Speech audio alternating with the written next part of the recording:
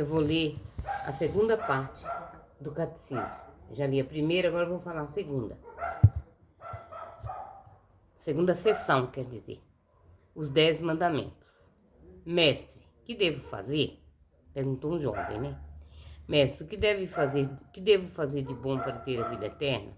Ao jovem que lhe fez essa pergunta, Jesus respondeu, invocando primeiro a necessidade de reconhecer a Deus como o único bom, como por excelência e como se fosse fonte de todo bem. Depois Jesus disse, se queres entrar na vida, observe os mandamentos. E cita ao seu interlocutor os preceitos que se referem ao amor do próximo. Não cometerás homicídio, não cometerás adultério, não roubarás, não levantarás falso testemunho, honra teu pai e tua mãe. Finalmente, Jesus resume esses mandamentos de maneira positiva.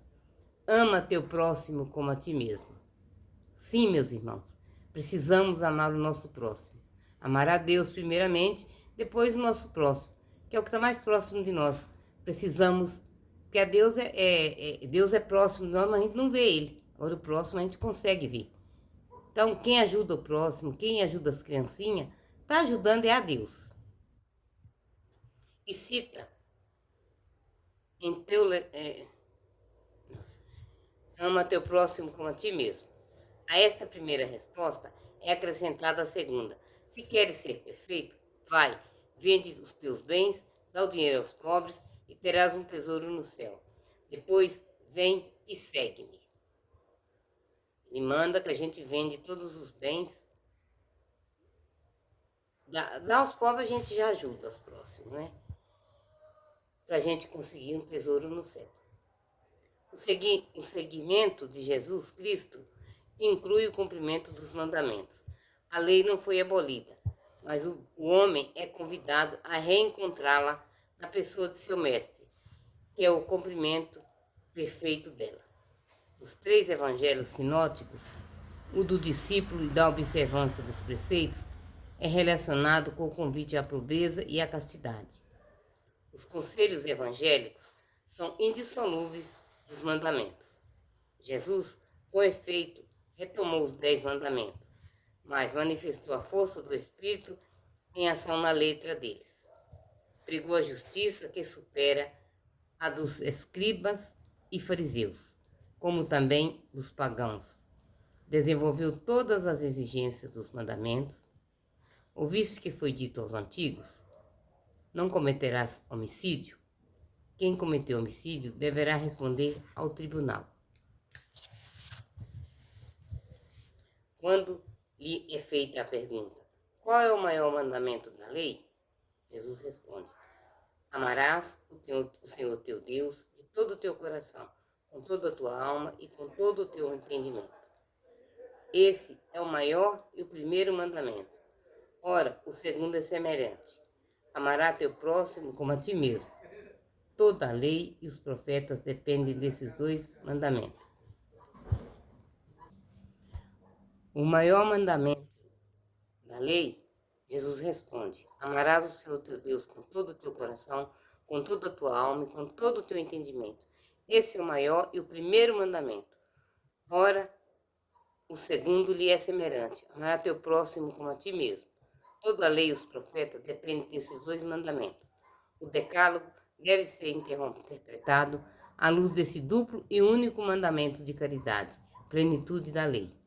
De fato, os mandamentos não cometerás adultério, não cometerás homicídio, não roubarás, não cobiçarás e outro qualquer mandamento se resume neste: amarás o teu próximo como a ti mesmo. O amor não faz nenhum mal quanto ao próximo. Portanto, o amor é o cumprimento perfeito da lei. O decálogo na Sagrada Escritura. A palavra decálogo significa literalmente 10 mandamentos. Deus revelou essas 10 palavras a seu povo no Monte Sagrado.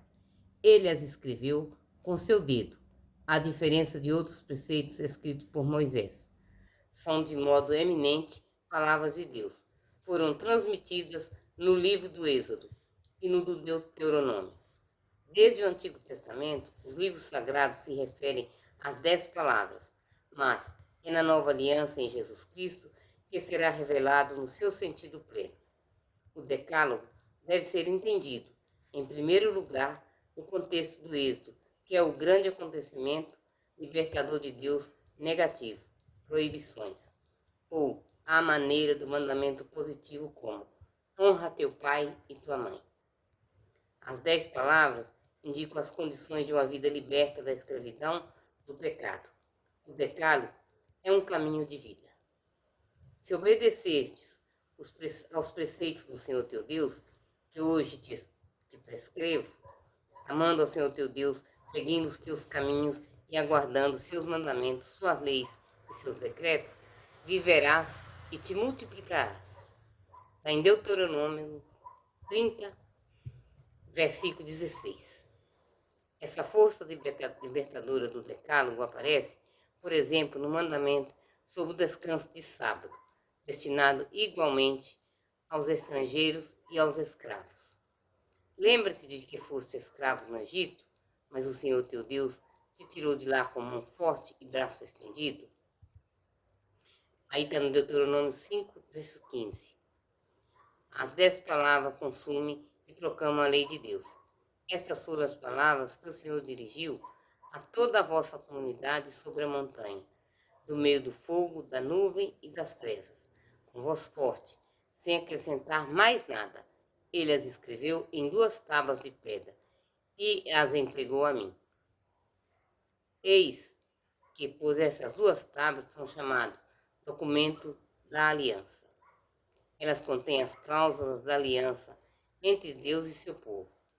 Essas tábuas da aliança devem ser colocadas na arca. As 10 palavras são pronunciadas por Deus no contexto de uma teofania. O Senhor vos falou face a face na montanha, no meio do fogo.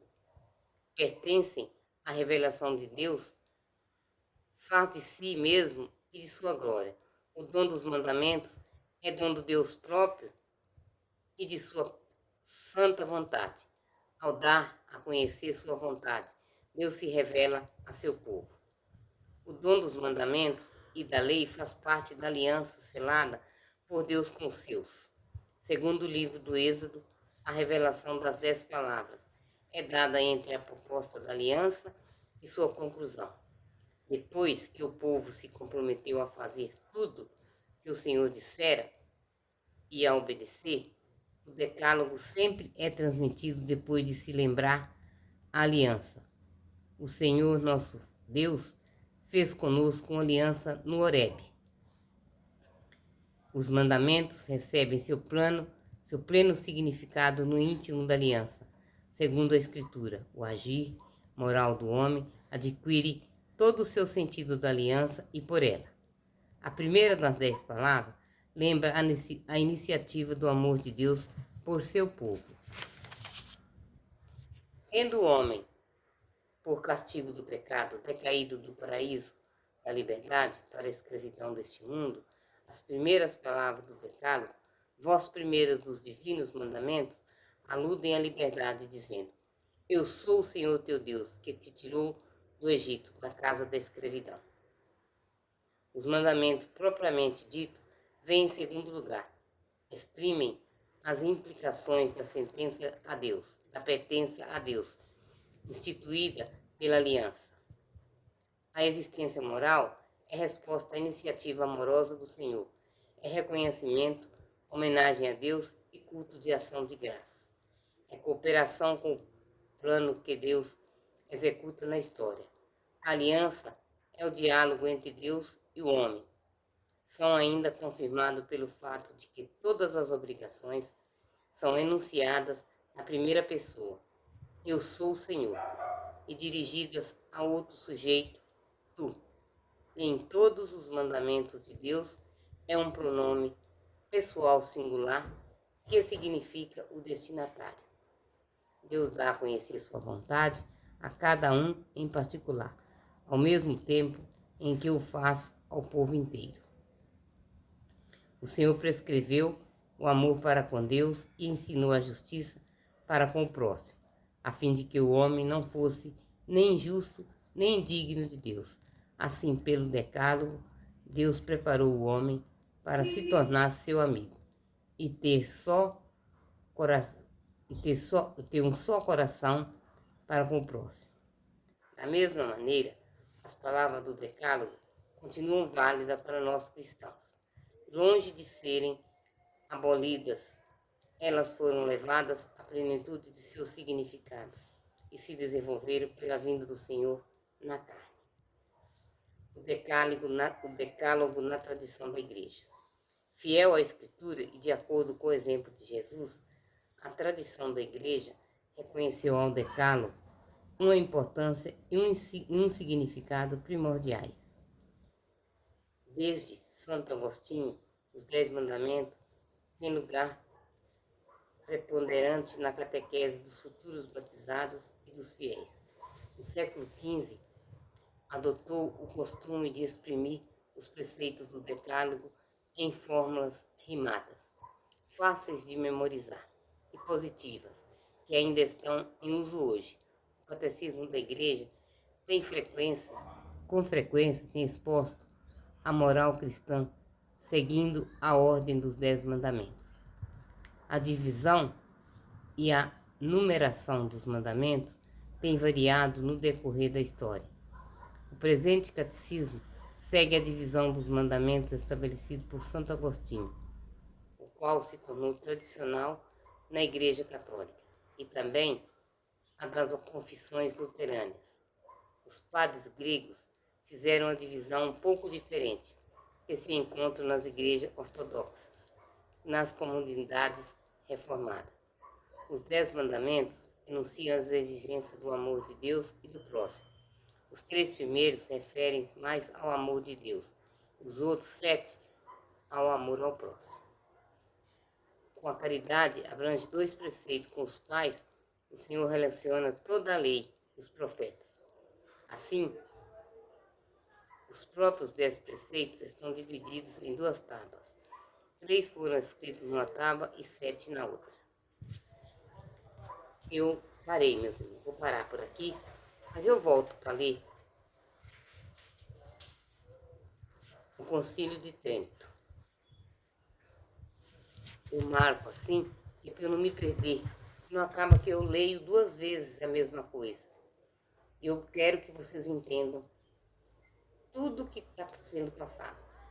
Depois eu vou voltar, eu volto, leio mais alguma coisa que achei que não foi de entendimento, mas quem pede o entendimento do Espírito Santo, com certeza, não é de uma hora para outra, não. O Espírito de Deus, ele é dado a nós, Deus dá as coisas para a gente, não é a hora que nós queremos, é a hora que Ele quer. Seja feita a vontade do Pai. Que meus irmãos atentem-se a isso. É a vontade do Pai, não é a nossa. Nós temos costume de pedir as coisas e queremos que venha na hora, e não é. É a hora que Deus quiser. Nós aí aceitamos com toda alegria, porque tudo que Deus nos dá, embora que às vezes até demorado, mas é do agrado dele. Aceitamos com amor, meus irmãos. Pai nosso que estás no céu, santificado seja o vosso nome. Venha a nós o vosso reino, seja feita a vossa vontade, assim na terra como no céu. O pão nosso de cada dia nos dai hoje. Perdoai as nossas ofensas, assim como nós perdoamos a quem nos tem ofendido. E não nos deixeis cair em tentação, mas livrai-nos do mal. Amém.